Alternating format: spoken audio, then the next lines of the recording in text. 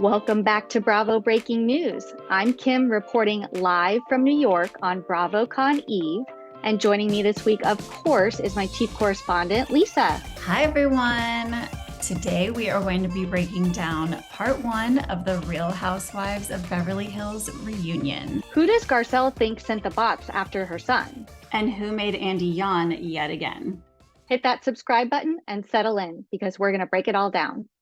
So we see the ladies arrive to the set, and I just want to give a shout out to Garcelle and Sutton for beginning the day by cheersing with pieces of bacon. That's my kind of style. Oh my God, it is so random that Sutton eats bacon and she's a vegetarian. I don't know how I feel about that. I don't eat bacon, but I don't know. Yeah, and she says she's not even on vacation, so she's indulging for the reunion day. Right. But yeah, it's super early. Their call time is like, they showed, I think, Garcelle arriving before 6 a.m. Like, that's early. And then I don't think they even went onto the set until like 10. So that's like 4 hours of glam. Oh yeah, those looks take time. It doesn't, they don't wake up like that. That's for sure. That is for sure. How are you feeling today? So we kind of hear some, interesting things as they're settling down. Rinna puts an envelope behind the pillow. We can only assume those are the Aspen receipts. Wow, she's got manila envelope. I think this was her strategy to get on set first so she could put those behind the pillow and nobody would know that they were there. That is an interesting theory. That is my theory. So the ladies kind of settle in and we kind of kick off with a surprise guest. Yeah, I was super surprised to see JLC in the house, Miss Jamie Lee Curtis, Miss Halloween herself. Andy's lead-in was a little bit awkward. He's like, Jamie Lee Curtis is here. And everyone was like, what? Really? And he's like, just kidding. And they're like, oh. And he's like, actually, I'm not kidding. She is here. I mean, it was kind of an awkward lead-in, but they were all, seemed very excited to see her, Dorit especially. I think it's kind of adorable how much Dorit loves her. Her face like truly lit up. She was like, it's like, I would hope maybe she's seen her since then, but I guess not. She truly looked just so excited. Yeah. And, I thought it was really cool that Jamie Lee Curtis said that she had no idea the impact that going on the show would have for her charity, My Hand in Yours. My appearance was the single biggest day in the history of my charity. She was really grateful for the exposure that, the show brought to her organization. And I thought that was really sweet. And she renamed the wind chime after Dorit because it's so chic. And, I just thought it was kind of heartwarming. Amazing. Me too. And she calls out Dorit's genuine reactions. I will tell you something. Your genuine enthusiasm changed my company. Which, in the moment we were like, what? She is going above and beyond. But truly, I think she really felt that way in the moment being around Jamie Lee Curtis and kind of her promoting these items that are part of her charity, which is such a special organization. It donates to children. So I think it was genuine and it totally changed her business. I do too. So that was kind of cool. And then Jamie brought out these pumpkins. Happy Halloween, ladies. And they all were really cool, custom pumpkin designs. But I got to say, I'm like, what happened to Crystal's? Hers did not look very flattering. I also thought Erica's looked like Mariska Hargitay for some reason. I thought hers was a little off. I couldn't tell who it was at first. Then we move into Dorit's segment. And, obviously the season started off with something very traumatic happening to her. She had burglars break into her home in the middle of the night. She was there with just her kids. They held her at gunpoint and took a bunch of her stuff. And she was really scared for her life and scared for her children's lives. And Andy kind of asked the questions that some of the fans had been voicing, these theories around PK had it orchestrated and it was an insurance scam. Honestly, I feel really bad for Dorit. You can tell she is truly traumatized by this. Hard to relive all that. Yeah, it is. And I don't think that there's any truth to any of those. everyone focuses on why would they leave her cell phone? And it's like, because if they didn't leave her phone, the first thing she would do is go to her iPad and track my iPhone and call the police. Like, I don't see what is so, unbelievable about them leaving her phone. Yeah, Dorit definitely didn't make this up. I mean, it's like, it boggles my mind that people would even think that, PK staged this, like, no way. But what we didn't cover in that segment was Sutton's kind of reaction to this. So You're I'm hoping that we maybe dive into that later, because I feel like Sutton, like, kind of needs to explain herself, about that conversation between her and Kyle. Like, at least I wasn't held at gunpoint. Like, I hope we talk about that. You're totally right. It seemed like they breezed over that.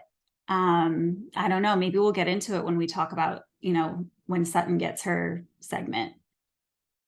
So we kind of dive into a darker moment of the season, really after the season, when Garcelle's son was bullied on social media. Your son, Jax, who is 14, Yes. was attacked on Instagram. Garcelle obviously took that really hard. I'm trying to hold it together. Yeah. Her family took it really hard.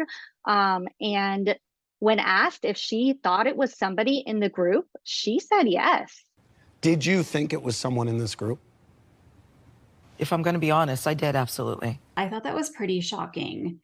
Where do you stand on that? I mean, she does have an investigation, which we find out later in the episode. And I don't think that, it ends up being somewhere in the group. But Andy also kind of brings up that, kind of spinning off of Jax's attacks on social media, that the other women have also been getting attacks, like death threats, them and their families too.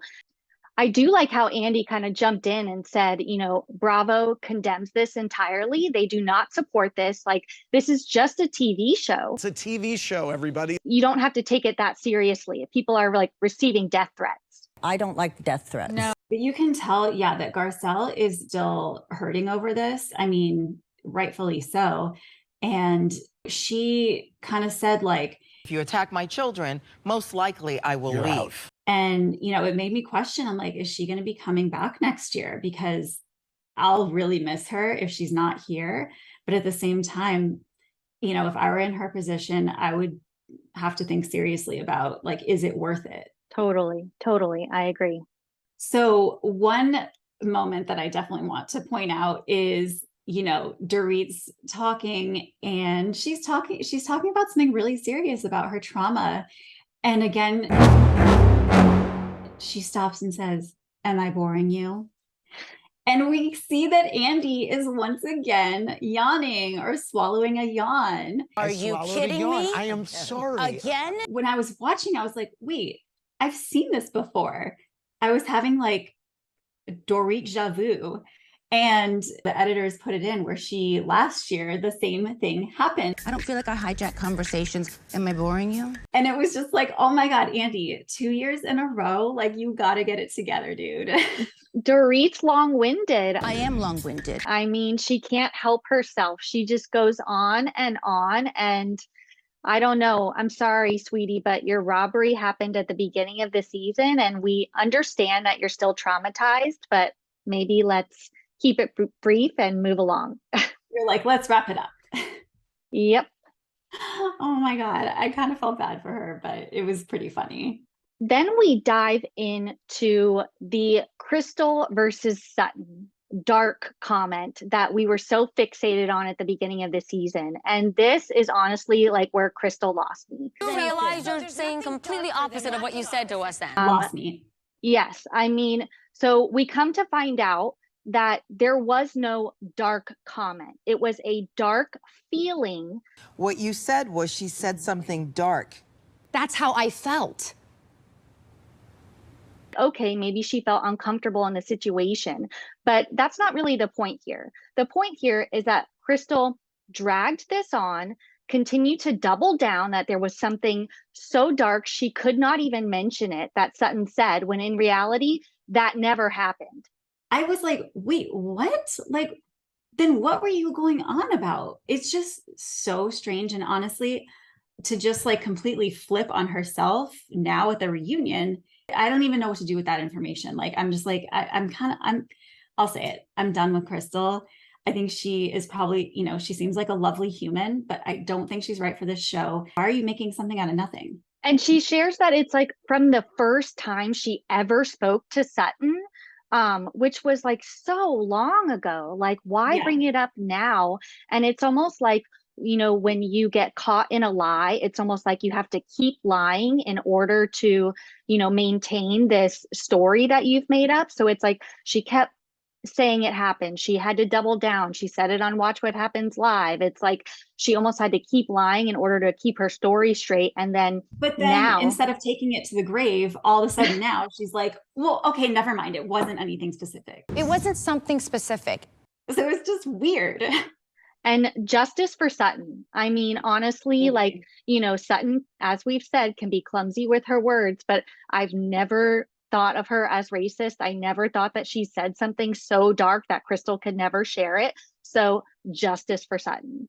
And then Sutton's response, I thought, was very gracious. I understand where Crystal was coming from last year. When everyone else on the couch, including Andy, was like, this is f***ed up.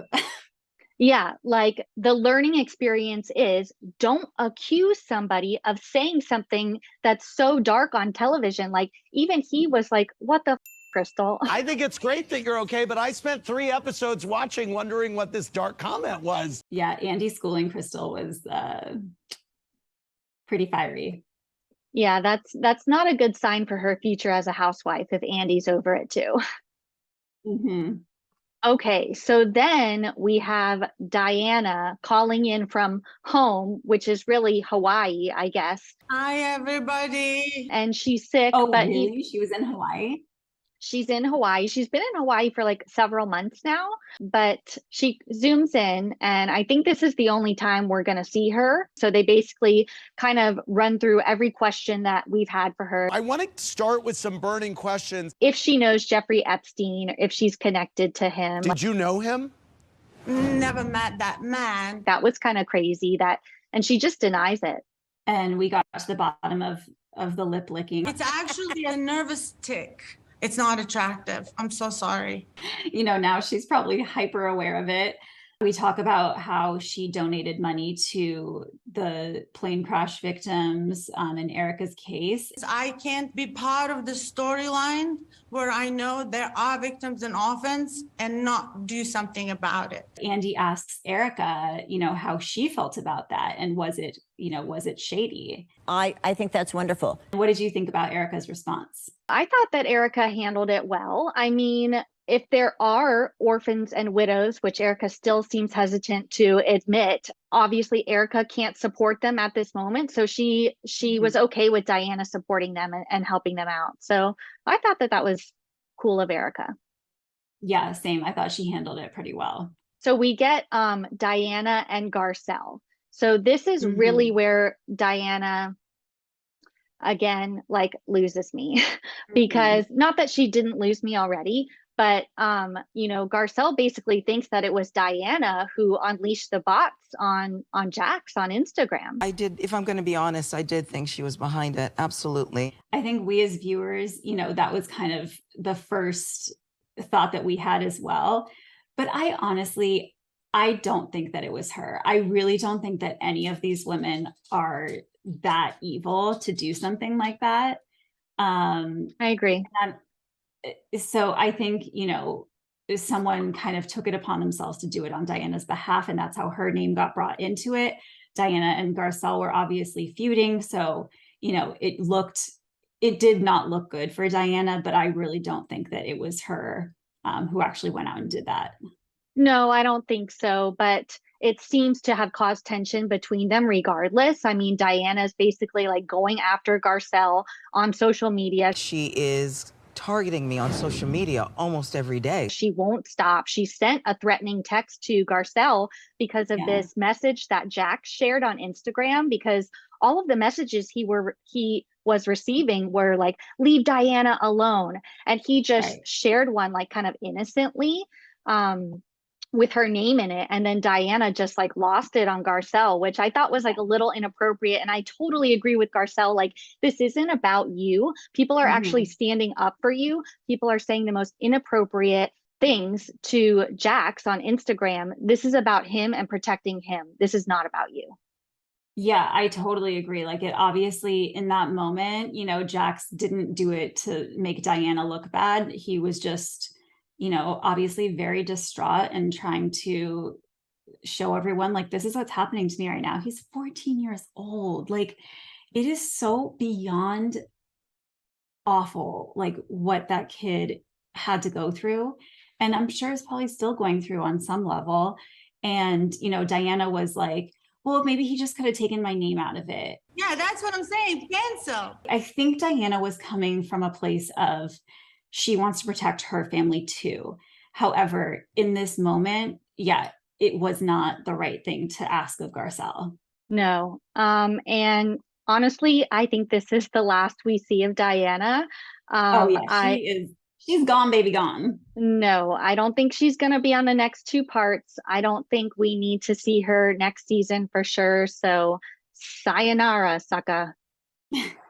And goodbye to Asher as well. So that was part 1. I mean, we did cover some, you know, storylines that still were question marks. So I'm glad we did, but the, you know, the drama is really yet to unfold in parts 2 and 3. So I can't wait. I think part 1 is always kind of a warm up for everyone. And then, you know, we kind of get into the meat in part 2, and part 3 is kind of the wrap up. So it looks like we will be getting Kathy next week. She is arriving in slippers, very, you know, true to form. And I cannot wait to see, you know, what she has to say with all these ladies on the couch. I can't wait. I am Team Kathy. I'm ready to see her rip Rinna apart on those couches. So I will be counting down the days till next week. And if anyone wants any Team Kathy merch, we have a link in our channel to go and get some. Yes, rep Team Kathy with your new Team Kathy shirt, sweatshirts, or mugs. I love it. Lisa, thanks for ordering. I can't wait to see it on. Now, Kim, are you offering any Team Rinna merch at all, or is there only one choice here? There's only one choice here, and it's Team Kathy. So if you're Team Rinna, sorry, not sorry. All right. Well, thanks so much for tuning in, everyone. We will see you next time. Thanks. Bye. See you next time.